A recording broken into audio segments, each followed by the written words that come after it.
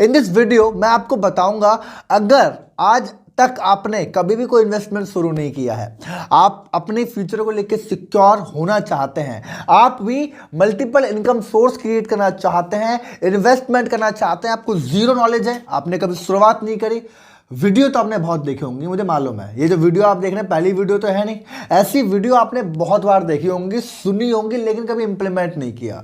तो अगर आप फर्स्ट टाइम इन्वेस्टमेंट करने की सोच रहे हैं तो ये वीडियो आपके लिए बड़ी कमाल की होने वाली है, शानदार होने वाली है। बिकॉज इस वीडियो के अंदर मैं सारे फंडामेंटल प्रिंसिपल और ये मेंटल डेवलपमेंट क्लियर करूंगा।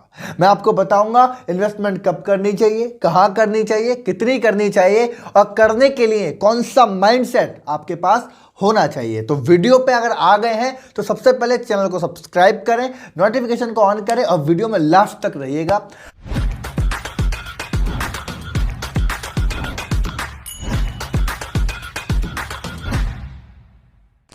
आगे बढ़ने से पहले मैं आपको एक स्टोरी सुनाना चाहता हूं। ये स्टोरी वाकई दमदार है, जिससे कि आपका एक जो ना बहुत बड़ी चीज क्लियर हो जाएगी। बताना चाहता हूँ एक स्टोरी, ये स्टोरी है बड़ी सिंपल सी। एक गांव के अंदर, मतलब एक राज्य के अंदर, एक बहुत ही ज्यादा चालाक इंसान रहता था। चालाक मतलब वो बहुत बुद्धिमान था गांव वालों की नज़र में, पूरे राज्य की नज़र में, राजा की नज़र में बहुत ही ज़्यादा बुद्धिमान वो था। अब वो इतना बुद्धिमान था कि लोग उससे, बहुत लोग जलते भी थे कि यार ये बुद्धिमान है, राजा इसकी तारीफ करता है, राजा हर चीज़ में इसको उपहार देता है, बट हमको कुछ नहीं मिलता। तो वो किसी झूठे केस में, किसी एक अटपटी कहानी के अंदर उस इंसान को फंसा देते हैं। और जब उसको फंसा देते हैं और वो राजा के दरबार में पहुंचता है तो राजा इस बात को सुन के बड़ा चौंक जाता है और उससे बहुत गुस्सा आता है कि यार ये जो मेरा फेवरेट पर्सन था, हाँ ऐसा होता है ना, ये मेरा फेवरेट पर्सन था, इसने इतनी बड़ी गुस्ताखी करी, इसने इतना गलत काम किया, और वो गुस्से में उसको मौत की सजा देता है। मतलब उसको फांसी की सजा सुनाया था राजा हैंड। सब लोग खुश होते हैं, लेकिन वो फेवरेट था उसका, तो उसके सहारे वो एक काम करता। राजा कहता है कि चलो तुम मेरे इतने फेवरेट हो, तुमने इतना काम किया है, तुम अपनी कोई आखिरी इच्छा बताओ। तो वो कहता है बिल्कुल मैं अपनी आखिरी इच्छा बताना चाहता हूँ। बड़ी सिंपल सी चीज़, देखो जी राजा साहब, मैं तो जाने वाला हूँ, मेरा तो कुछ होने वाला नहीं है, आपका हुक्म सर्वोपरि है, लेकिन मैं अपने परिवार को ऐसे मरते नहीं छोड़ना चाहता, मेरे अलावा मेरे परिवार का कोई भी नहीं है। तो एक काम करिए, एक चेस का बोर्ड ले आइए, चेस बोर्ड आपने देखा होगा, और उस पर एक दाना अनाज का रखिए, और उसके बाद जब चेस का दाना, जब चेस का खाना वो जो होता है डब्बा आगे अगर बढ़े, जैसे अगला आपका स्टेप आता है तो आप उसको डबल कर देंगे, राइट। तो वो राजा कहता है कोई बात नहीं, तुम्हारी आखिरी इच्छा है, हम ये करेंगे। राजा चेस मंगाता है, एक अनाज का दाना पहले खाने में रखता है, अगले खाने में 2, उसके अगले खाने में 4, फिर अगले खाने में 8, फिर 16, ऐसे करते करते ऊपर चले आते हैं। जैसे जैसे 12वां खाना आता है तो राजा देख के थोड़ा हैरान होता है कि वो पहला जो चावल का दाना था, जो अन्न का दाना था, वो 12वें खाने तक 2048वें दाने में बदल जाता है। राजा कहता है ये तो बड़ी अजीब बात है, लेकिन सबसे ज़्यादा डर उसको तब लगता है जब वही 32वें खाने में पहुंचता है। उसी अन्न के दाने को ले आते 32वें खाने तक पहुंचता है, क्योंकि अब जो अन्न की जो क्वांटिटी थी, जो उसकी गिनती थी, वो 214 करोड़ 75 लाख अन्न के दानों में बदल गई थी। और आप जानते हैं जब ये लास्ट तक पहुंचा, 64 खाने तक पहुंचा, तो ये लगभग 9.2 बिलियन दाने हो चुके थे। ये इतना बड़ी क्वांटिटी थी कि राजा अगर पूरा राज्य बेच देता, सब कुछ बेच कर, और आसपास के राज्यों से भी अन्न मंगाता, तो भी ये पूरा ना हो पाता। और इसको देखते हुए, उसकी समझदारी को देखते हुए, राजा अपना सारा का सारा राज्य उसको छोड़ देता है, उसको देता है, उसको राजा बनाता है और खुद गुलाम बन जाता है। दोस्तों, इस कहानी से आपको क्या समझ मिलता है जानते हैं? This is power of compounding. देखो यार, कहते हैं कंपाउंडिंग दुनिया का 8वां अजूबा है, और ये मैंने 10वीं क्लास में पढ़ा था।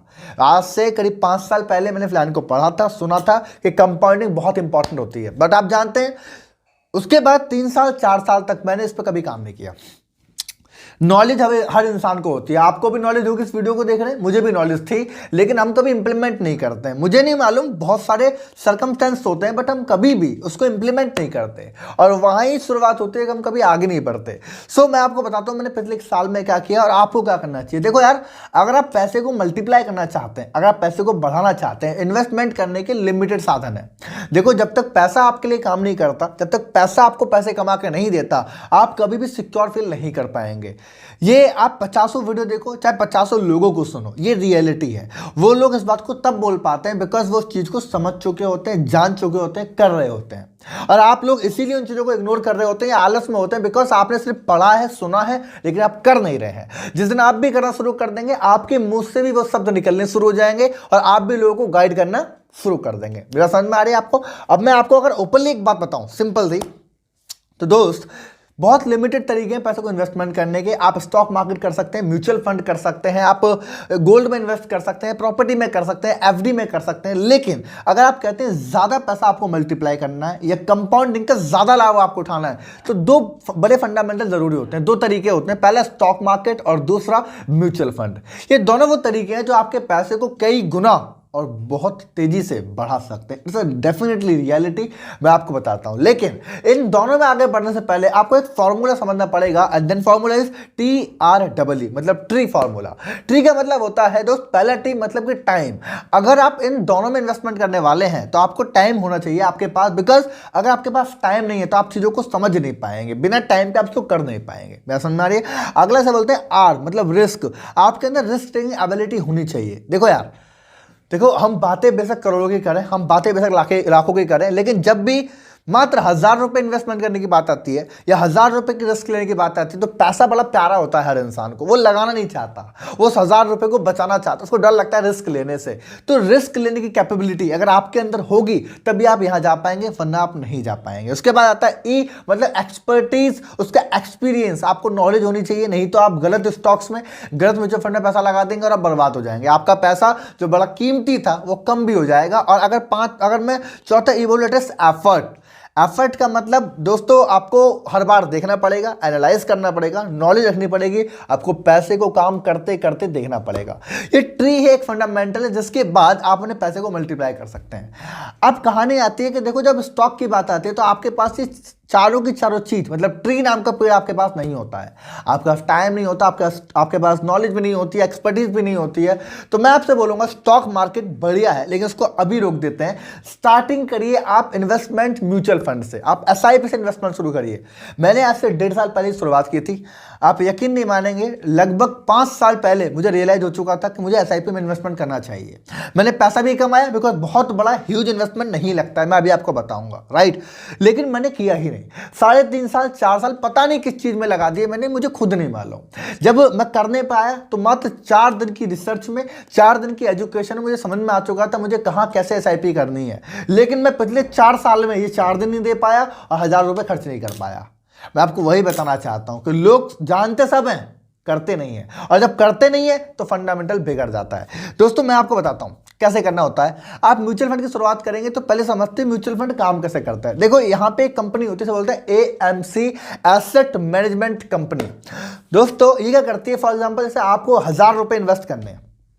अब आपके पास ट्री नाम का पेड़ नहीं है, तो आपके जैसे मान लेते हैं 10 लोग हैं, ठीक है। अब 10 के 10 लोगों को 1000 रुपये इन्वेस्ट करने, तो उनके पास 10,000 रुपये आते हैं। ये 10,000 रुपये आप म्यूचुअल फंड में गिरते हैं, और म्यूचुअल फंड में एक कंपनी होती है, बोलते हैं AMC, एसेट मैनेजमेंट कंपनी। मतलब ये वो लोग होते हैं, पूरी कंपनी होती है जो आपके पैसे को अलग अलग तरीके से वहां पर इन्वेस्ट करती है और ग्रोथ लेके आती है। अब मैं आपको बता दूं, इस कंपनी के पास ये ट्री नाम का पेड़ होता है, इनके पास टाइम होता है, टीम होती है, इनके पास एक्सपर्टीज होती है, एक्सपीरियंस होता है, रिस्क लेने की कैपेबिलिटीज होती है, इनको नॉलेज होती है कौन सा शेयर बढ़ेगा, कौन सी कंपनी बढ़ेगी, कौन सी कंपनी नहीं बढ़ेगी, राइट। सो उसके बाद ये इन्वेस्टमेंट करते हैं। तो आप अपने पैसे को उठा के ट्री इसमें देते हैं, AMC मतलब म्यूचुअल फंड में, ये इन्वेस्टमेंट करते हैं और आपके पैसे को 100% ग्रो करते ही करते हैं। मैं आपको बता दूं, म्यूचुअल फंड के अंदर पिछले सालों में 10 से लेके 25% और उससे ज्यादा का भी रिटर्न आया है। ये कम भी हो सकता है अकॉर्डिंग टू सिचुएशन, बट कम होने के चांस बहुत ज्यादा कम है। मैं क्या बोल रहा हूं, जो ये कम होने के चांस है ये जेन्युइन में बहुत ज्यादा कम है, पैसा आपका बढ़ता ही बढ़ता है। देखो दोस्त, मैं आपको बताऊं, मैं म्यूचुअल फंड क्यों आपको सजेस्ट कर रहा हूं कि आपको शुरुआत करनी चाहिए, बिकॉज यहाँ पे 3 चीजें बड़ी इंपॉर्टेंट है। मैं कहता हूं number 1 that is flexibility. Flexibility का मतलब क्या है? फ्लेक्सिबिलिटी का मतलब है कि आप जब चाहें अपने पैसे को डाल सकते हैं और जब चाहे अपने पैसे को निकाल सकते हैं। मतलब कि आपका पैसा आपके सामने है, वो ग्रो कर रहा है आपके सामने, वो लॉस कर रहा है आपके सामने है। मेरी बात समझ में आ रही है आपको? This is the most important, क्योंकि देखो जब हमारे सामने हमारा पैसा है तो हम कंट्रोल कर सकते हैं। हालांकि नॉलेज नहीं है, इन्वेस्ट कोई और कर रहा है, काम हमारे लिए कोई और कर रहा है, बट फ्लेक्सिबिलिटी हमारे हाथ में है। मतलब ऐसा नहीं है कि हमने मान के चलो कोई प्रॉपर्टी है, ठीक है, आप प्रॉपर्टी में 10 लाख रुपए लगाते हैं, वो प्रॉपर्टी लॉस में जाती है। अब आप बोलोगे प्रॉपर्टी लॉस में नहीं जाती, बट बहुत सारे फ्लैट्स ऐसे हैं, बहुत सारी लोकेशन ऐसी हैं जो लॉस में जाती हैं, लॉस मेकिंग प्रॉपर्टीज होती हैं, राइट।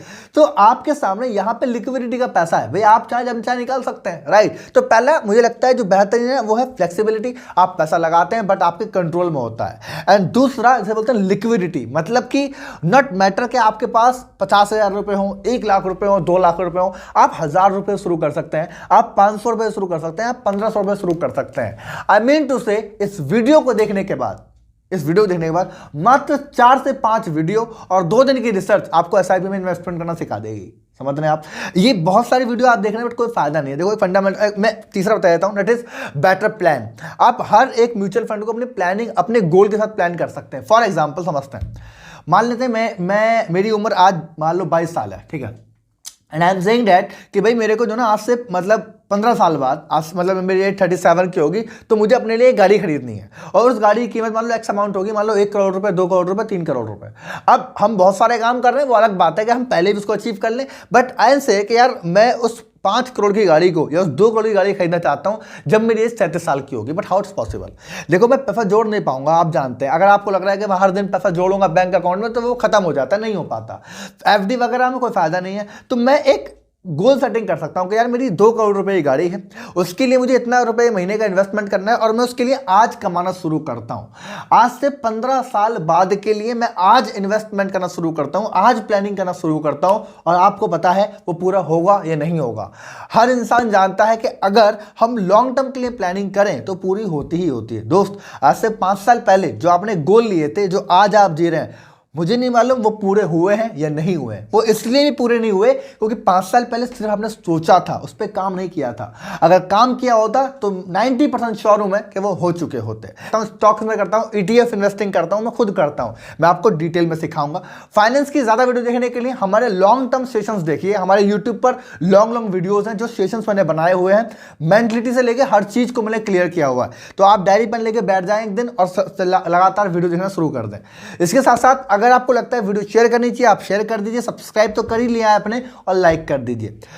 देखो दोस्तों, मैं आपको बता दूं, मायने करता है कि आप कब शुरुआत करते हैं। इन्वेस्टमेंट में जब भी शुरुआत होती है आपका टाइम ड्यूरेशन मैटर करता है, राइट। आपको अगर लगता है कि माने 10 साल बाद पैसे ज्यादा कमा लूं और एक संग सब कुछ अमीर बन जाऊंगा, नहीं यार, इसमें टाइम मैटर करेगा ही करेगा। अगर आप ये बोलेंगे कि भाई मुझे, आप कितना भी दिमाग लगा लीजिए, अगर ये बोलता है 20 साल तो 20 साल लगेंगे। आपके हाथ में चॉइस है कि आप 20 साल कब से लगाएंगे, 20 साल की एज में, 30 साल की एज में, 40 की एज में, या जब खत्म हो चुके होंगे आपके, जो कहते हैं ना जब मुंह में दांत नहीं पेट में आत नहीं, तब लगाओगे। तो वो आप देख लीजिए भैया, शुरुआत में करिए, बेहतर रहेगा। वाकई मिलेंगे अगली वीडियो में नए टॉपिक के साथ। कमेंट आप कर सकते हैं। तब तक के लिए थैंक यू सो मच।